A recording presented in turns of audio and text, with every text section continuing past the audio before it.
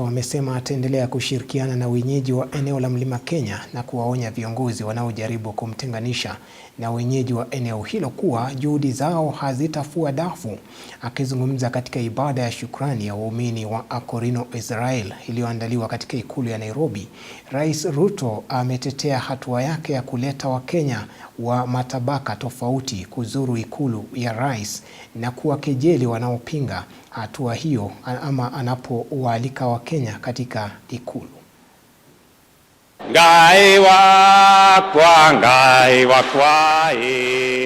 Ibada ya shukrani ya waumini wa Akorino Israel iliyoandaliwa katika ikulu ya Nairobi ilitoa fursa kwa Rais William Ruto kueleza ushirikiano wake na jamii ya Mlima Kenya, akisema ni unafiki kwa baadhi ya viongozi kudai kwamba wanajaribu kumuunganisha na wakazi wale, kwani alianza urafiki nao hata kabla ya kuwa rais mwaka 2022. Najua kuna watu hawaelewi ya kwamba safari ya mimi na Akorino ilianza zamani. Kuna watu wanataka kujifanya ati wao ndio wamekuja kunitengenezea urafiki na nyinyi. Mimi nilijua hawa Akorino kama hawajachaguliwa, kama hawajakuwa viongozi. Ni kweli ama si kweli? Yes. Tulianza hiyo safari mbali na tunaenda mbali pamoja. Rais Ruto akisisitiza kuwa kamwe atakubali wanasiasa hao kuharibu uhusiano wake na jamii ya Mlima Kenya.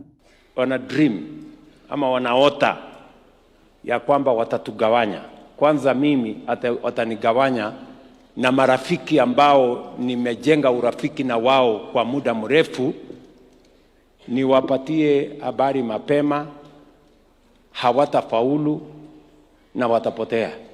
Vilevile ametetea hatua yake ya kuleta Wakenya wa tabaka tofauti kuzuru ikulu ya rais, kwani sio eneo la mabwenyenye pekee, akisema wapo baadhi ya wanasiasa wanaowatusi Wakenya wa tabaka la chini wanaozuru ikulu, akisema wameenda kudoea na hata ruhusu kiongozi yeyote kutoheshimu Wakenya.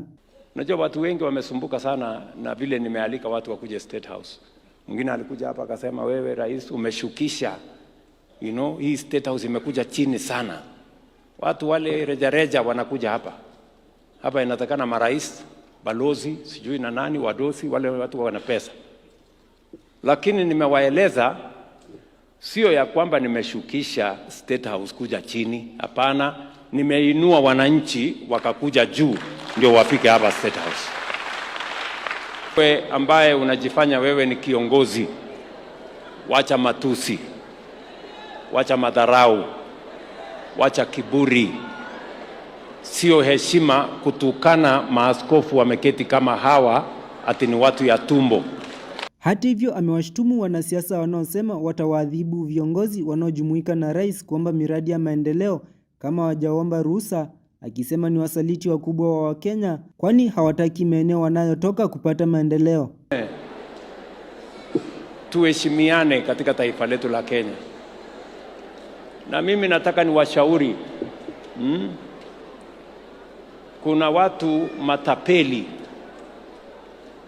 wanataka kuwa madalali, brokers, ya kusema hauwezi kwenda State House bila ya kuniuliza ruhusa. Unawatukana watu ati ni wasaliti, sijui nini. Mimi nataka niwaeleze,